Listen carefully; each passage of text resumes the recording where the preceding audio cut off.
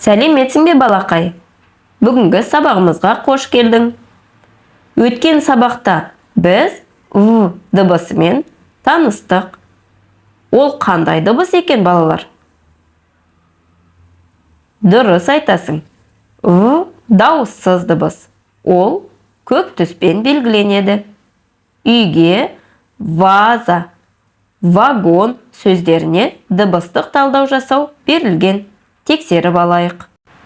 Келесі видеоларға назар аудар.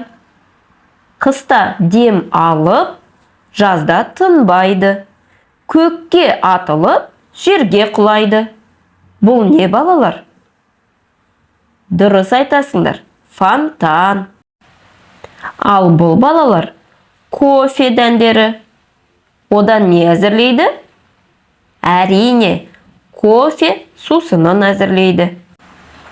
Ал бұл жерде кімді көріп тұрмыз? Дұрыс айтасың, фотограф. Фотограф фото шығарып береді. Ал бұл бұрынғы кездегі телефон.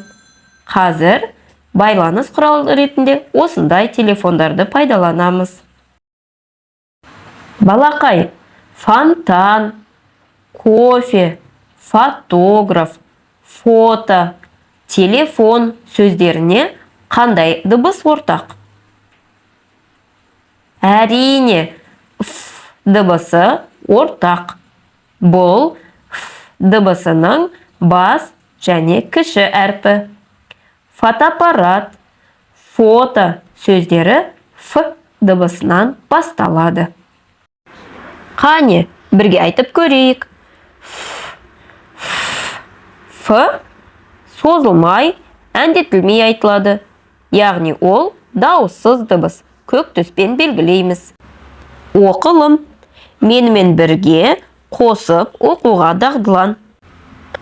Фа. Фа. Факс. Факс. Фартук. Фартук.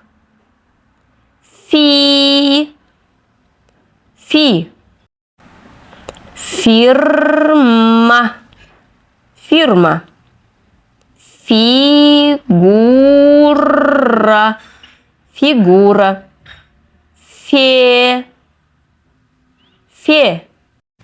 Ферма. Ферма. Кофе. Кофе. Фо. Фо. Фонтан. Фонтан. Фокус. Фокус. Жазылым. Дәптерімізді ашайық. Қолға қалам алайық.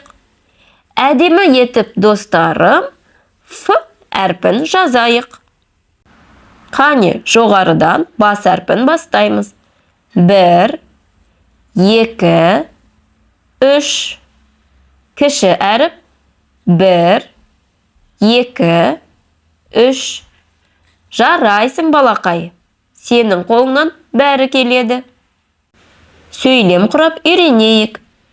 1-4-1-3-ке бір сөз және фонтан сөзін қолданамыз. Қалада фонтан бар.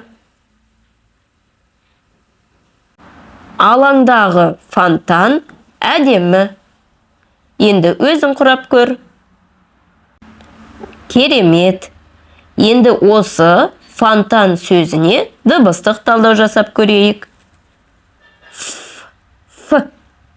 Дауыссыз дыбыс. О. Созылады, дауысты. Кедергімен айтылады. Дауыссыз. Т. Дауыссыз. Көк түспен жазамыз. А. Созылады, дауысты. Н. Дауыссыз. Өте жақсы. Балақай, бүгін біз қай әріппен таныстық? Дұрыс. «Ф» дыбысы және әрпімен таныстық. Басқа да әріптермен танысу үшін арнама тіркеліп, келесі видеоларды көре ғой. Келесі кездескенше сау бол.